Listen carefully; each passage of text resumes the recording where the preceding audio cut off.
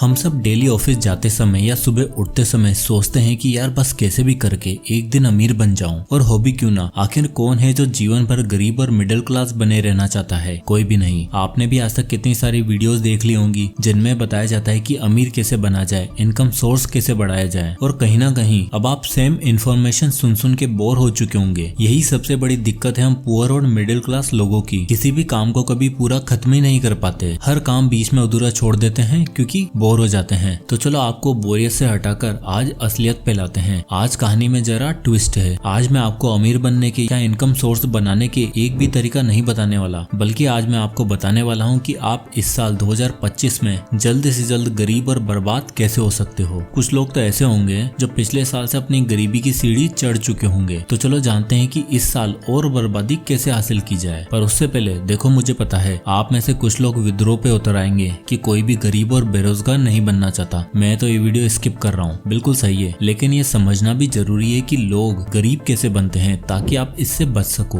आपको जब तक अपनी करी हुई गलतियों का पता नहीं होगा तो आप उसे अवॉइड कैसे करोगे। तो चलिए जानते हैं बर्बादी की 10 निशानियां जिन्हें आपको इस साल करना है। बर्बादी नंबर 1, क्लोज योर माइंड। देखो, अगर आप यहाँ तक पहुँच गए हो तो कांग्रेचुलेशन, आपने गरीब और बर्बाद होने का पहला और सबसे बड़ा तरीका अवॉइड कर लिया है, जो है क्लोज योर माइंड। हम मिडिल क्लास लोगों की सबसे बड़ी प्रॉब्लम ये है कि हम चीजें देखते हुए भी उन्हें इग्नोर करते हैं और दिमाग बंद कर कर बैठ जाते हैं। और स्पेशली जब बात होती है पैसों की, तो इस बंद दिमाग के ताले की चाबी कहाँ खो जाती है समझ ही नहीं आता। और सच तो ये है कि 21वीं शताब्दी में भी कई लोग ऐसे हैं जो फाइनेंशियल एजुकेशन, फाइनेंशियल फ्रीडम जैसी चीजों से अनजान है। देखो, फाइनेंशियल एजुकेशन का मतलब सिर्फ ये नहीं कि स्टॉक मार्केट सीख लिया, ट्रेडिंग करें, किसी फाइनेंशियल इंस्टीट्यूशन के बारे में जानकारी हासिल कर लें, बल्कि फाइनेंशियल एजुकेशन का सिंपल और सरल सा मीनिंग है अपने पास रखे पैसे को कैसे मैनेज करना है और उससे वेल्थ कैसे बनाए। और अगर आपके पास इतनी नॉलेज नहीं है या कोई रोड मैप नहीं है तो आप फाइनेंशियली इलिटरेट हो। कुछ लोगों का मानना है कि यार ये सब नॉलेज वॉलेज हम गरीब लोगों के बस की बात नहीं है, हमसे तो नहीं हो पाएगा। तो चलो आपको रोनाल्ड रीड की कहानी सुनाते हैं। ये इंसान एक गरीब परिवार से था और अपनी पूरी जिंदगी इसने एक गैस स्टेशन अटेंडेंट और जेनिटर की नौकरी करी। और 92 की एज में जब इनकी डेथ हुई तब जानते हो इनके पास कितनी वेल्थ थी? $8 मिलियन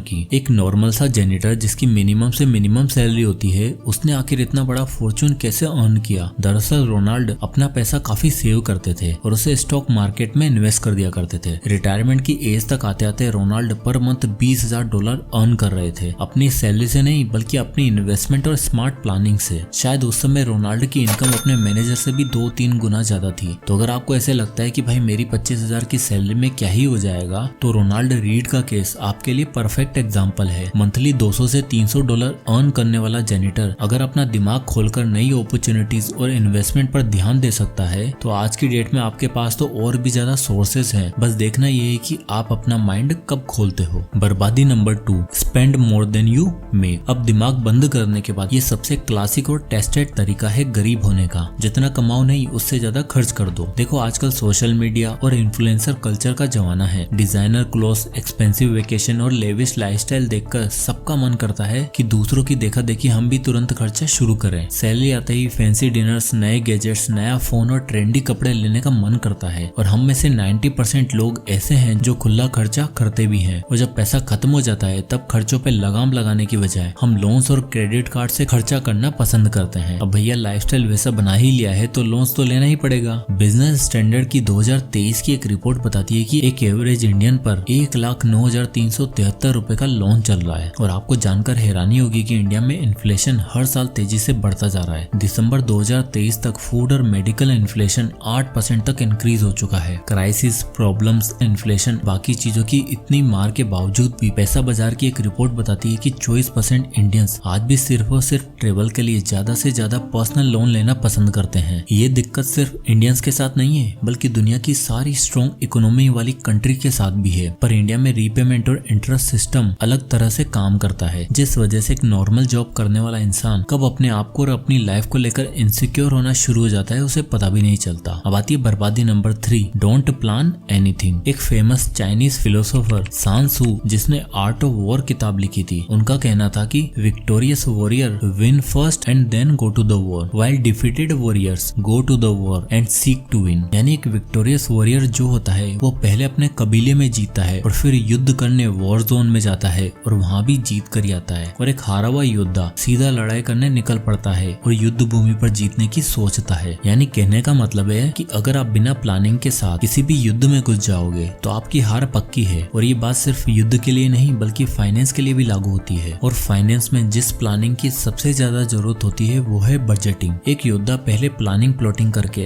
अल्टरनेट डिसाइड करके 2, 3, 4 जितनी स्ट्रेटेजीज हो सके उन्हें बनाकर युद्ध करने निकलता है। ठीक उसी तरह हमें भी खर्चा करने से पहले एक बजट बनाना बहुत जरूरी होता है। नीड्स, वांट्स और सेविंग्स पर ध्यान देना होता है ताकि आप मैनेज्ड अमाउंट में खर्चा कर पाओ। आपको पता होना चाहिए कि अगर एक दिन में आप ट्रांसपोर्टेशन के लिए 300 रुपए खर्च कर रहे हो और महीने के 26 दिन ऑफिस जाते हो तो एक महीने में आप ट्रांसपोर्टेशन पर 7,800 रुपए लगाने वाले हो। अब आप देखो ये आपकी सैलरी का कितना परसेंटेज हिस्सा है और अगर ये ज्यादा है तो कोई इससे बेटर अल्टरनेटिव ढूंढो, प्लान बी बनाओ और पैसा बचाओ। ठीक इसी तरह ग्रोसरी और ऑनलाइन फूड ऑर्डरिंग का खर्चा कैलकुलेट करो और अपनी सेविंग बढ़ाने पर भी ध्यान दो। पर अगर आप ऐसा नहीं कर रहे हो तो आप इस साल भी खर्चे, लोन्स और स्ट्रेस के ट्रैप में फंसते जाओगे। बर्बादी नंबर 4, डेवलप एडिक्शन। अब अगर आपको मजे के साथ साथ जल्दी गरीब बनना है तो आपको डेवलप करना होगा एडिक्शंस। ड्रग्स, अल्कोहल, गैम्बलिंग और सभी तरह की गलत आदतें हमारी लाइफ और हमारे वॉलेट दोनों के लिए हानिकारक हैं। किसी ने बहुत ही खूब कहा है, अगर पैसा जल्दी गंवाना है तो जुए की लत लगा लो, तुरंत से सड़क पर आ जाओगे और पता भी नहीं चलेगा। एडिक्शन किसी भी चीज का हो, ड्रग्स का,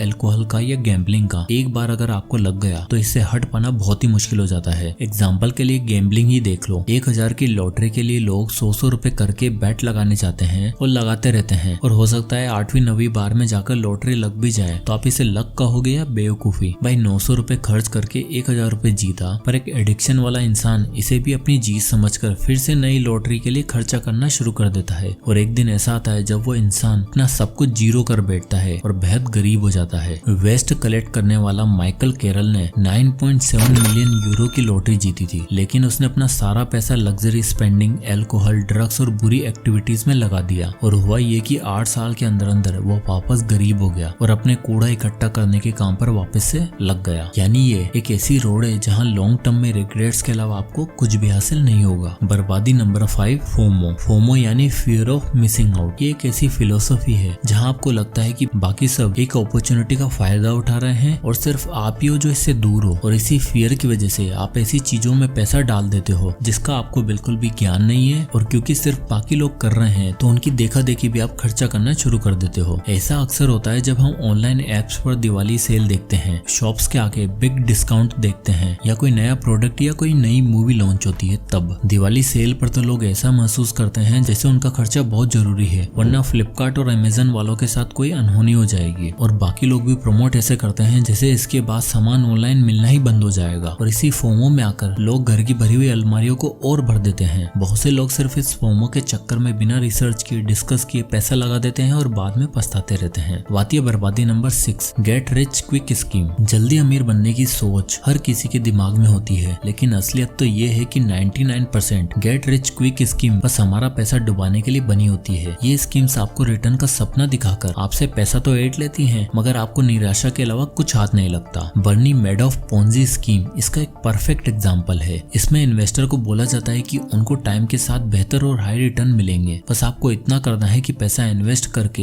एक एक टोकन लेना है। बाकी जब आप अपना पैसा लेना चाहो तो ये टोकन दिखाकर पैसा वापस ले सकते हो, यानी बिल्कुल कोई भी रिस्क नहीं है। लेकिन ये इंसान लोगों को टोपी पहनाने के अलावा और कोई काम नहीं करता था। जैसे ही इसके पास नए इन्वेस्टर से पैसा आता, ये उसी पैसों से पुराने इन्वेस्टर को रिटर्न दे दिया करता, दिखाने के लिए कि मैं लोगों को इंटरेस्ट देता हूँ और वो भी हायर इंटरेस्ट। और जब ये स्कीम कोलैप्स हुई तो हजारों लोगों ने अपनी लाइफ की सेविंग्स खो दी। इसलिए अगर कोई स्कीम आपसे कहे कि बिना एफर्ट के जल्दी अमीर बन सकते हो तो 99% चांस है कि आपका वो पैसा डुबाने वाली है। इसलिए किसी भी स्कीम में पैसा लगाने से पहले थोड़ी कैलकुलेशन करो और अपने आप को जल्दी गरीब होने से बचाओ। बर्बादी नंबर 7, नेवर सेव। अगर आपको जल्दी से जल्द गरीब बनना है तो सबसे सिंपल तरीका है, एक भी पैसा सेव मत करो। जो भी कमा रहे हो सब उड़ा दो। हम में से 90% मिडिल क्लास लोग सिर्फ सोचते हैं कि अपना आज कैसे बेहतर बनाए। आज को बेहतर बनाने के लिए जो खर्चा कर सके वो करो और फ्यूचर की पूरी तरीके से वाट लगा दो। देखो, सेविंग का एक सबसे इम्पोर्टेंट हिस्सा होता है इमरजेंसी फंड। ये एक ऐसी सेविंग्स होती है जो अनएक्सपेक्टेड सिचुएशन जैसे जॉब लॉस, मेडिकल इमरजेंसी या किसी और क्राइसिस के टाइम पर काम आती है। एक्सपर्ट के मुताबिक हमारे पास एटलीस्ट 3 से 6 महीने का इमरजेंसी फंड के रूप में होना चाहिए। बिजनेस स्टैंडर्ड की एक रिपोर्ट बताती है कि इंडिया में टोटल 75% जनता ऐसी है जिनके पास इमरजेंसी फंड के नाम पर 1 रुपया नहीं है। अब कोई सेविंग न होने की वजह से ऐसे लोगों को इमरजेंसी के टाइम पर लोन लेना पड़ता है, अपने दोस्तों रिश्तेदारों से पैसा मांगना पड़ता है और या तो फिर बैंक में जितना पड़ा होता है सब गवा देते हैं। इसलिए अगर आप बिना किसी सेविंग्स के जी रहे हो तो एक छोटी सी प्रॉब्लम आपको फाइनेंशियली बर्बाद कर सकती है। बर्बादी number 8, spend too much on liabilities. Liabilities वो चीज है जो बिना किसी रिटर्न के सिर्फ आपका पैसा खर्च करती है। अगर आप अपनी सारी इनकम लायबिलिटीज पे खर्चा कर रहे हो तो मुबारक हो, आप जल्दी फाइनेंशियल ट्रबल में आने वाले हो। फॉर एग्जाम्पल, अगर आपने घर या फ्लैट खरीदा है 20, 25 से 50 लाख का, लेकिन अगर आपने वो घर अपने आलीशान लाइफस्टाइल के लिए लिया है और वो भी लोन्स और ईएमआई के सहारे, तो ये आपके लिए एक लायबिलिटी है, क्योंकि हर महीने आपकी जेब से ईएमआई, प्रॉपर्टी टैक्स, मेंटेनेंस के रूप में कितना पैसा जाता रहेगा आपको पता भी नहीं चलेगा। लेकिन अगर आप उसी घर को रेंट पर देते हो तो वो एक एसेट बन जाता है। सेम यही चीज गाड़ियों के लिए भी लागू होती है। अब चलो, प्रॉपर्टी तो फिर भी एप्रिशिएबल एसेट है, लेकिन जो लग्जरी कार और फैंसी कार पर खर्चा करते हैं वो उनके लिए सबसे बड़ी लायबिलिटी है, क्योंकि कार की वैल्यू हर साल गिरती है। एक नई कार की वैल्यू तो सिर्फ शोरूम से निकलते ही 10 से 15% तक गिर जाती है। इसलिए अगर बजट लिमिटेड है तो ज्यादा महंगी गाड़ी या लोन लेके गाड़ी लेना अवॉइड करना चाहिए। जब आप ट्रूली फाइनेंशियली स्टेबल हो जाओ तब जो मर्जी पड़े लेना है लो। बर्बादी नंबर 9, नेग्लेक्ट योर हेल्थ। अगर हम ऐसी कंट्री में रहते हैं जहाँ फ्री हेल्थ केयर नहीं है, और अगर है भी तो वो इतना इफेक्टिव नहीं है, तो ऐसे में अपनी हेल्थ को इग्नोर करना आपके लिए बहुत महंगा साबित हो सकता है।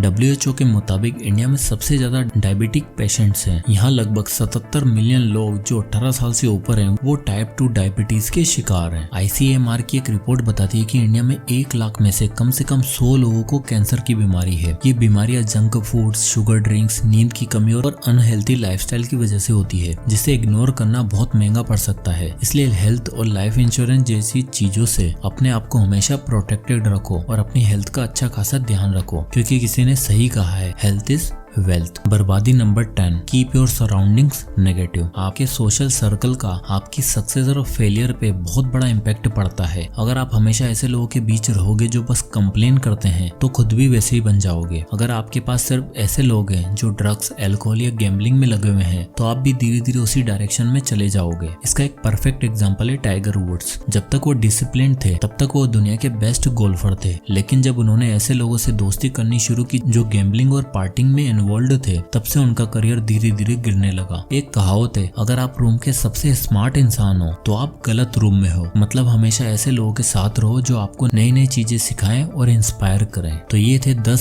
सबसे फास्ट तरीके गरीब बनने के। अगर आप सच में फाइनेंशियली स्टेबल बनना चाहते हो तो इन सब चीजों को अवॉइड करो। अमीरी सिर्फ पैसा कमाने से नहीं आती, बल्कि उसे संभाल के रखने और स्मार्ट डिसीजन लेने से आती है। बहुत लोग अमीर बनते हैं लेकिन उन्हीं गलतियों की वजह से सब कुछ खो भी देते हैं। तो अगर आप इनमें से एक भी गलती कर रहे हो तो आज ही रुक जाओ और अपना ये साल 2025 अच्छा बनाओ। जय हिंद।